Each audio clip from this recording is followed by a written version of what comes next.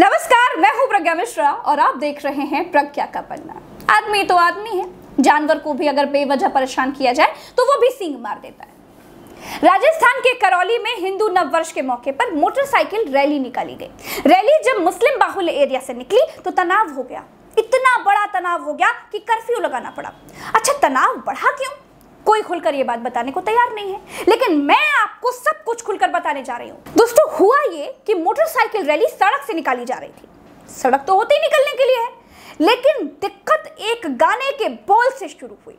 गाने के बोल थे, जिस दिन जाग उठा हिंदुत्व तो ये अंजाम बोलेगा, टोपी वाला भी सिर झुका के जय श्री राम बोलेगा।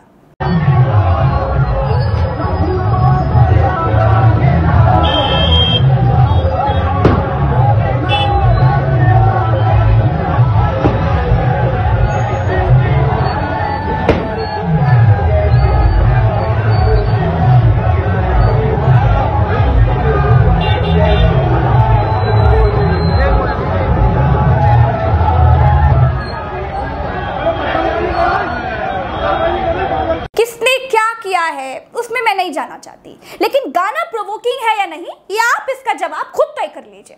हिंदू भी मेरे भाई हैं, मुस्लिम भी मेरे भाई हैं, लेकिन राजनीति ने इंसान को जानवर बना दिया है। देश मोहब्बत से भी चल सकता है अगर चलाया जाए तो, लेकिन भारत में न्यूज चैनलों के मालिक टाइप के लोग जब सरकार से लाइसेंस लेकर जहर उगलते हो, उनको नोटिस की जगह पर शाबाशियां मिलती हो, तब कोई क्या कर सकता है? अगर किसी प्रकार के अधिकार देने ही हैं, अगर मैं एक लाइन में अपने बात को कहूं तो अगर मैं भारत के मुसलमानों को अधिकार देने के लिए तैयार हूं, जो पाकिस्तान में हिंदू के लिए है, उससे ज्यादा नहीं। क्योंकि इसी आधार पर तो देश का विभाजन हुआ था। भारत एक धर्मनिरपेक्ष देश है।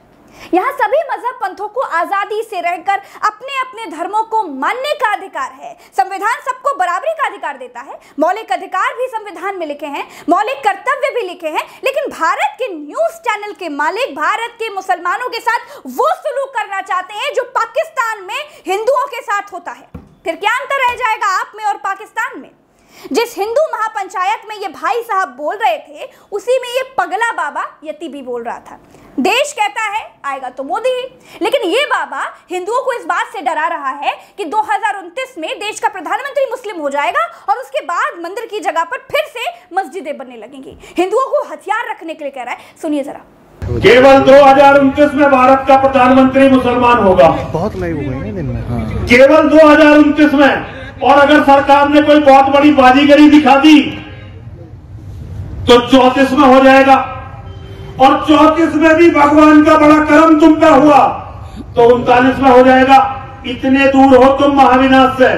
एक बार भारत का प्रधानमंत्री मुसलमान बना तो अगले 20 सालों में 50% तुम में से लोग अपना धर्म बदलेंगे।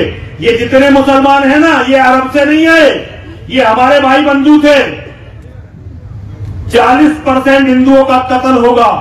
10% हिंदू अपनी बहन बेटी मुसलमानों को देकर या तो रिफ्यूजी कैंपों में रहेंगे या विदेशों में रहेंगे।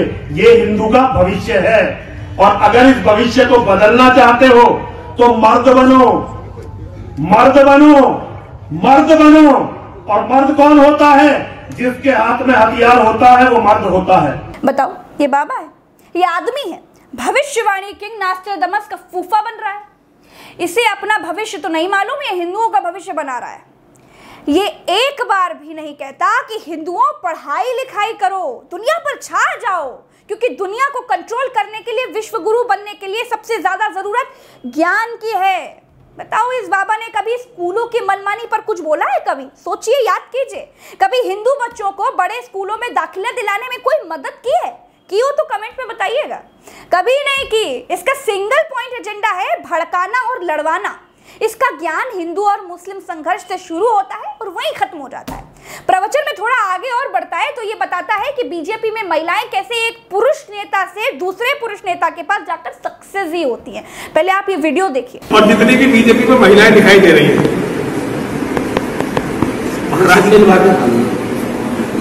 अगर एक नेता के पास गई तो जब तक दूसरे के पास नहीं जाएगी, दूसरा उसका काम नहीं करेगा। तीसरे के पास, उसे तीसरे के पास जाकर फिर याद है ये है अब ईमानदार और चरित्रवान लोग, ये है राजनीति। और सबसे बड़ी बात दोस्तों, भारतवर्ष का पूरा संत समाज, सारे महामंडलेश्वर, सारे पीठाधीश्वर, शंकराचार्य सब इसको झेल रहे हैं। दोस्तों एक खबर गोरखपुर से भी है। दोस्तों अहमद मुर्तजा अब्बासी नाम के एक केमिकल इंजीनियर ने गोरखनाथ मंदिर के भीतर हथियार से हमला कर दिया, पुलिस वालों को घायल कर दिया। पुलिस ने हमला करने वाले को पकड़ लिया।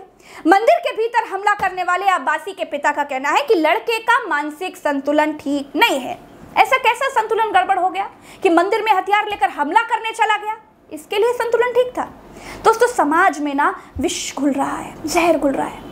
इधर वाले उधर वालों से संघर्ष कर रहे हैं, उधर वाले इधर वालों से संघर्ष कर रहे हैं। जब तक हिंदू मुसलमान होता रहेगा तब तक आप प्रगति, उन्नति, साइंस, डेवलपमेंट और कंपटीशन भूलकर एक विशुद्ध वोटर ही बने रहेंगे। बिल्कुल सच कह रही हूं मैं। अगर देश को सच में विश्व गुरु बनाना है तो इस तरह के लफंगों और फितूरियों को ऐसी सजा देनी चाहिए कि पुश्ते दोबारा भड़काने, लड़ाने और हमला करने की कोशिश ना कर पाए। लेकिन ऐसा होगा नहीं, थोड़ा ढील दिया जाएगा, थोड़ा टाइट किया जाएगा। इससे कुछ और चले ना चले, राजनीति की गाड़ी जरूर बराबर चलती रहेगी। दोस्तों मेरे प्रवचन में इतना ही, चलते हैं। राम राम, दुआ सलाम, जय हिंद। देश में अच्छे प्रवचन बांचने वालों की कमी हो गई है दोस्तों। इतना सामाजिक विष देखने के बाद लगता है कि मैं भी बाबा बन जाऊं। इस वीडियो में इतना ही, कह चुके हैं फिर से कह देते हैं। ट्विटर पर मुझे @PragyaLive नाम से खोजकर फॉलो जरूर कीजिएगा।